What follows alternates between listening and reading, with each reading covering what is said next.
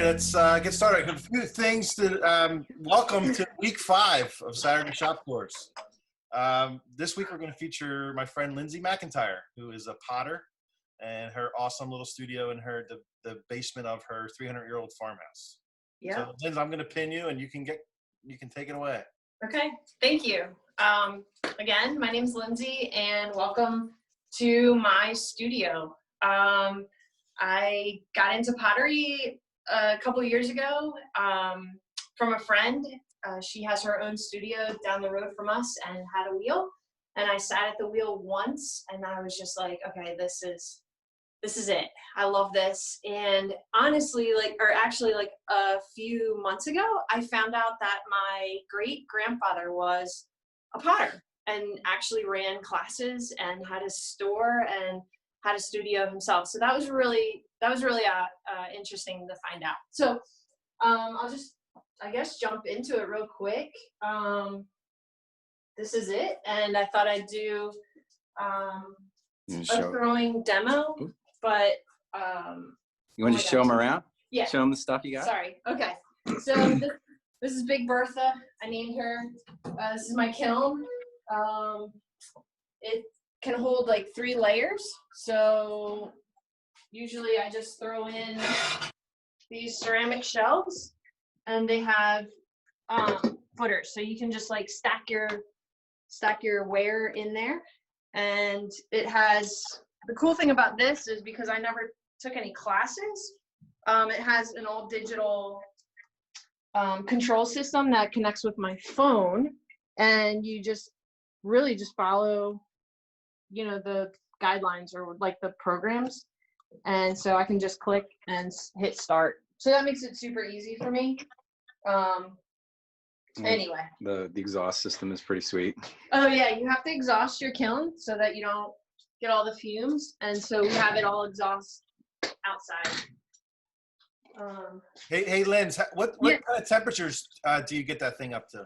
Yeah, so a bisque fire goes up to 1600 degrees, and then a glaze fire goes up to 2400 degrees. So those are the cones. They're called cones, and that's the cones that I fire at. So there's all sorts of different ranges from like 1 to 10, cone 10. And so yeah, the lower the number, the lower the firing, the higher the number, the higher the temperature. So, and then each clay body has its own cone. So I just stick in the 6 range, and that's about 2400 degrees. So, and it takes about 24 hours for the full range to go. So I just did a bisque fire, and that came out, it was a 16-hour fire, and then it has to cool for almost about the same amount of time that it fires. So for this fire, it fired for 16 hours, and then it cooled for 16 hours. So I can open the kiln about 300 degrees.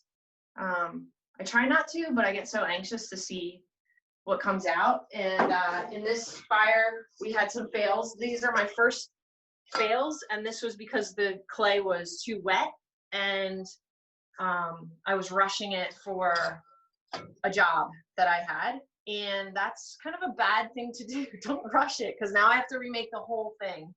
So anyway, that was that. I don't know. So I threw what? Where you keep your clay. Oh, the clay and everything, and then all of my glazes. Right now I'm in blues, greens, and whites. So I do a combination of, this is like straight blue, you know, white with a blue on it, on a white clay body, and then blue with white on a dark clay body. So the one cool thing about our house too is our whole yard is clay. We found that out doing construction. And so this is actually the clay body that comes out of our ground. So you can see the water and the clay just sinks there.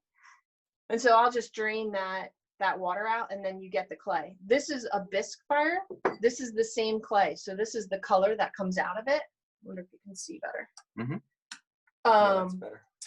And then this is a glaze fire. So at 1600 degrees, it's this color, like a cinnamony, and then it turns this super dark red. So if I, Yeah. which is kind of neat. That's So right out of our yard. yeah, and that's processed right from the yard. So you have to put it through a sieve and really kind of like get all the gunk out of it and everything like that. So Lindsay, yeah, oh, excuse me. I have a question about the cones. sure. What cone do you need to fire pieces if they're going to be outside in the winter? Honestly, you probably should just like you mean those big like planter pots? Well, pieces that might be used in another installation, like a Yeah. mosaic, maybe. I honestly have no idea. Okay. Like I said, I've never taken a class. I'm self-taught. Those types of like questions, I have no idea. I'm sorry. No, that's okay. Yeah, but I'm sure Google will definitely. Okay. So, but I have pots that were fired and glazed, and they're like, oh, it's outdoor all year, and they totally cracked this year. So Pots that we bought. pots that we Yeah. bought, things that are supposed Yeah. to be outside. So that was Yeah. kind of a bummer. But Thanks, Pat. Lindsay, I have a question about your kiln. sure. No, so it looks pretty well insulated, but when you're working, does it stay comfortable in your shop, or do you have to do some kind of air conditioning to keep it manageable? Yeah, it does get a little bit toasty down here, but I wouldn't say it's more than 75, 80 degrees. Oh, okay. But it definitely, like, the floor in our kitchen gets a little bit warm. So like we were roasting yesterday and I'm like, gosh, it's so hot in here. What is going on? And I'm like, oh, the kiln's firing. Okay. Okay. All right. Yeah. So a little bit of ambient. It's a heat. little bit, but it's no big deal. I mean, I fired it, a handful of times, like 5 or 6 times, and Brian is convinced that it's going to go up in flames and the whole house is going to burn down. So I keep telling him it's just like a big oven, and I really haven't heard of ovens exploding in flames. Yeah. So I think we're good. Thanks. Do you Yeah. put designs on your coffee cups, your mugs? Yeah, I do. I have, like, there are some flowers on this one. So this is a slab built mug. I don't necessarily enjoy making slab built. I'm not very good at it. And so I definitely enjoy the throne mugs more. But there's all sorts of tools that you can use to get different designs. So they're almost like rolling pins. So you just kind of roll them out. So I have tons of them, but they don't get very much use. So You have carved designs into your throne mugs. I have, yeah. I don't know if you have any around. I don't. But there's other tools like, so this kind of tool you would use to carve, into the clay. So like, for example, if we took this, you can literally just carve a design, which is kind of cool. So this I threw yesterday. So it's just, it's right enough to be able to do that. So Brian's really good at carving designs into mugs. I'm still learning. So. This one, she pressed flowers into it. Check that out. Oh yeah. So I went outside and got different flowers that were dried. So. And she carved this one. This is old. You probably hate that I'm showing this one. But It's fine. These are all my rejects. I use them to like hold the tools. So, do you want to see a quick mug thrown? yeah, they do. Sounds good. Yeah. All right. They're all- we can make sure we get back They're all to nodding. We're all shaking our heads, right? They're all yeah, following but we have to show your teapot at the end. Oh yeah. Okay. All right. Yep.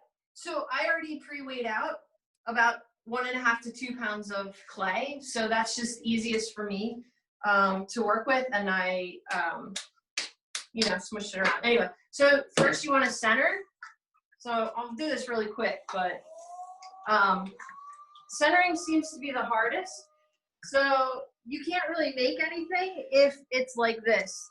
Everything would be off and out of balance. So you put your elbow into your hip and just cup your hand around. And I use the palm of my hand here and the palm of my hand here. And I'm pushing into the clay and I'm squeezing it up. It's called coning. And what happens is it compresses the clay and just kind of smooths it out. So I'll do that a few times. And for time's sake, I won't do it too much. And then it takes any of the air bubbles out. And then on the wheelie, there's a pedal where you can adjust the speed of how it goes. So that seems pretty even.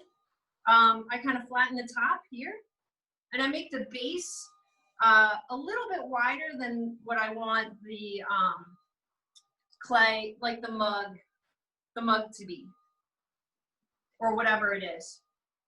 So then I take my thumbs and I just press down into the middle, like this. And then I pull it out a little bit. So I make the inside. And I'm compressing the clay so that it doesn't crack. I have a bowl that I did that completely cracked in the middle because I didn't compress it enough. And then I'll just bring the sides in. So you can tell it's a little bit off-centered because it's wobbling a bit. So this is going to be an interesting, because I'm rushing. So, and then I'll squeeze the sides and I'll just pull them up. Do you mostly determine the balance of it by feel or by visually? Yeah, so I can see, or I can definitely feel that it is off. Like there's a lump here. And you can tell on the top that it's a little bit wobbly. It doesn't necessarily, I don't mind, because you can't make it perfect because it's handmade.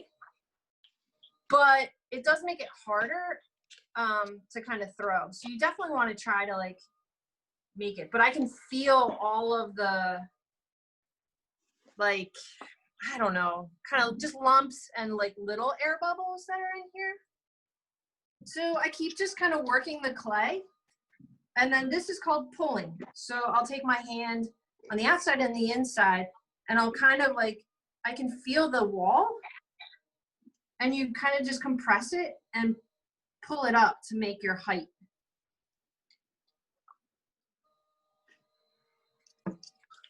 So, and then I just kind of bring it in.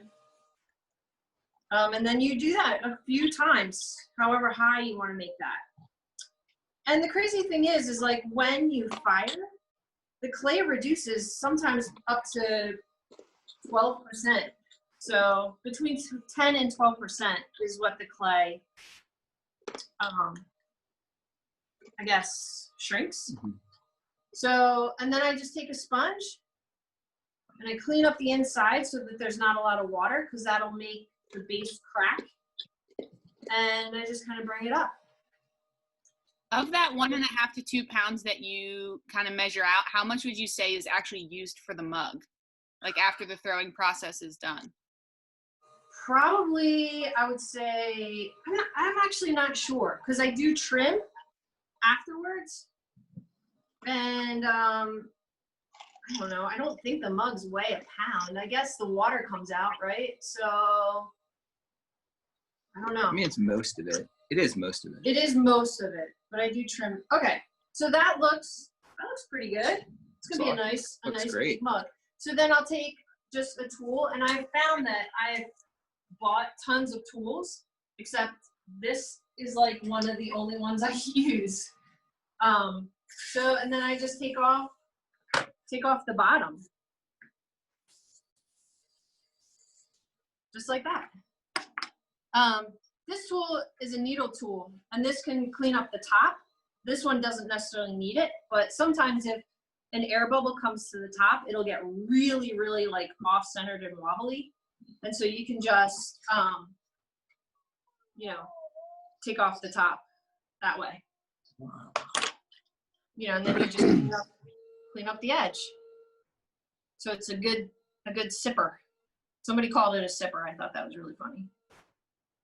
That's what they call the edge. The edge, when you drink out of they were like, this mug has a good sipper. So I thought that was funny. Anyway, so I do that, and then I'll take like a wire and spin it a little bit, and then cut it off. And then I can just lift it right off for the most part. And there we go. There's a mug. Wow. And because I weigh them out, they're all typically like the same height. So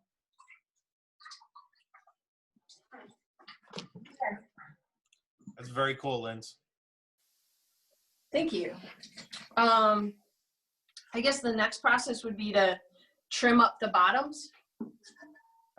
So I have this thing called a gaffin grip, and it comes with a bunch of these different like grips, I guess, different sizes, and it kind of helps it stay centered. So I'll just grab one of these, and you just kind of twist it on there, and it holds it on there. And you get a trim tool.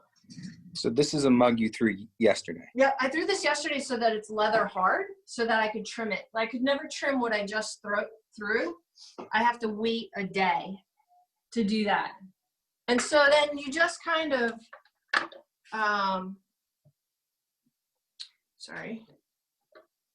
you take your time. That's what you do. And you trim like a foot.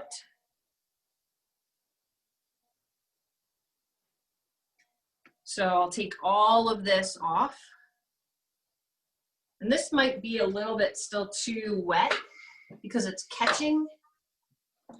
So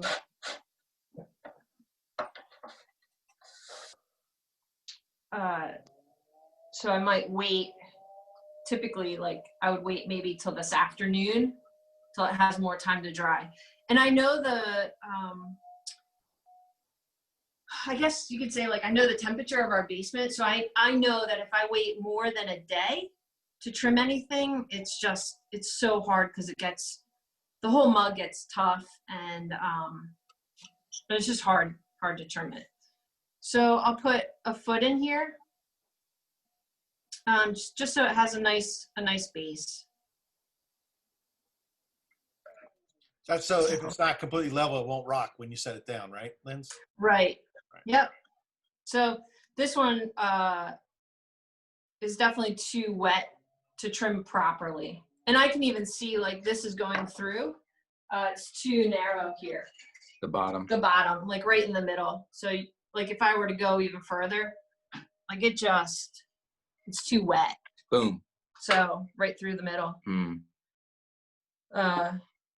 So, and then when I have something like this, I take it, I throw it. I have a bunch of buckets of clay, and I'll reuse this clay. So it'll go into a water bucket that, the same color, and then I'll reuse that. So, Lindsay, if someone is left-handed, does that change the direction of the wheel, or is that all the same? Yeah, there are different directions that you can put the wheel. I think though that you just kind of figure it out. Like, I think that I every right-handed person I see pulls on the right side, but I just naturally pull on the left side. Okay. So I don't know if I'm doing it wrong, but that's just what feels natural to me.